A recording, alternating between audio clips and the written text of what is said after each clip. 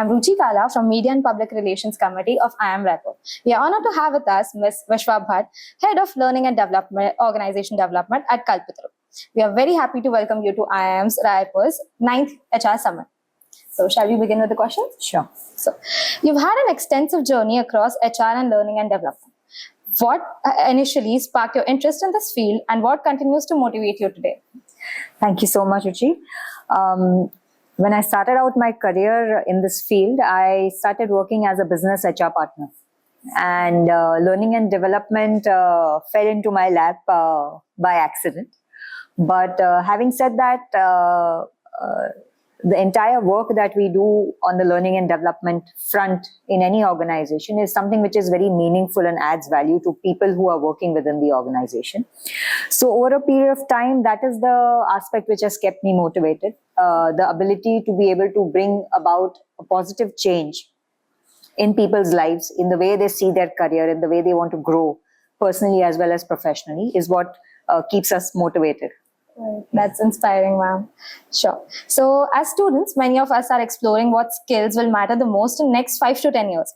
From your vantage in learning and development, what emerging skill or mindset do you believe is undervalued today but will become critical in tomorrow?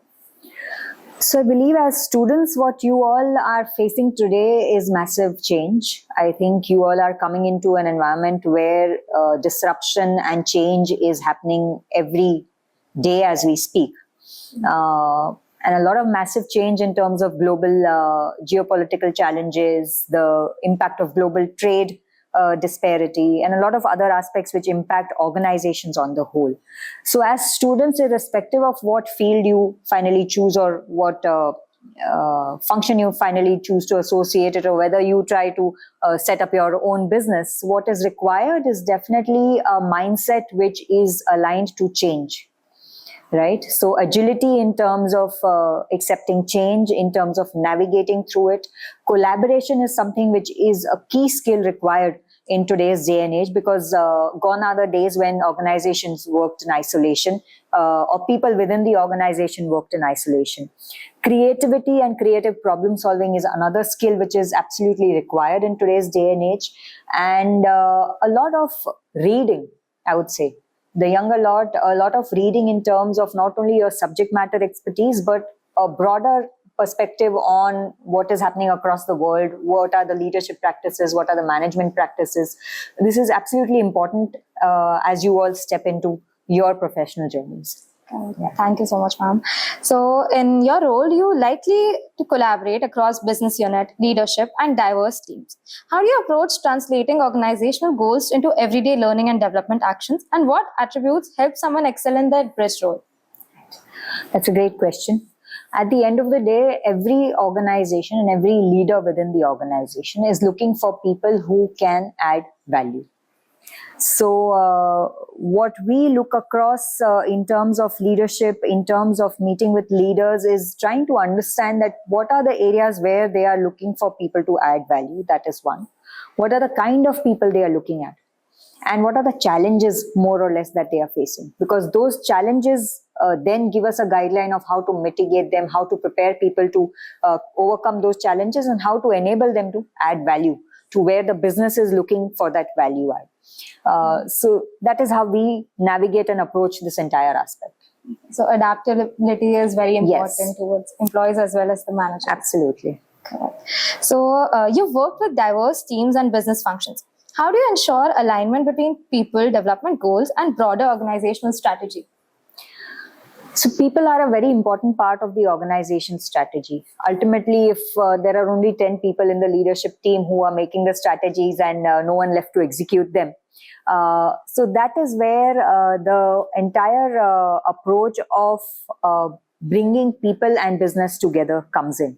So when you say diverse teams and business functions, in my work experience, I've worked with almost 9 business heads. Still continue to do so, in addition to the top leadership and of course the HR leaders themselves.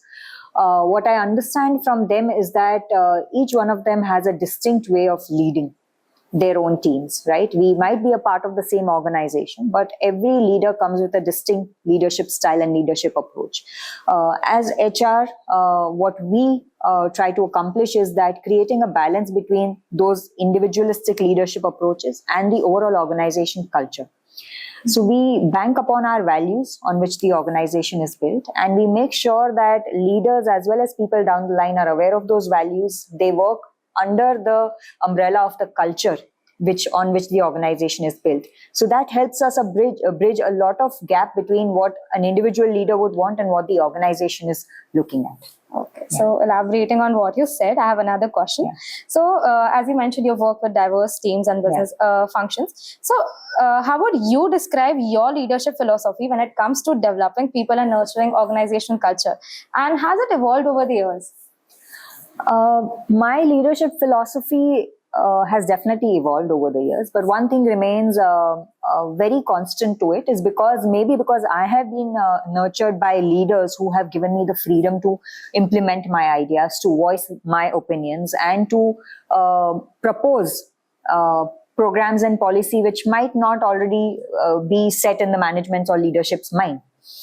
So my philosophy and how I have allowed my team to work go hand in hand, that I would give people the freedom to bring up what their proposed ideas are, how they see that something could change and make it better within the organization or the processes that we implement.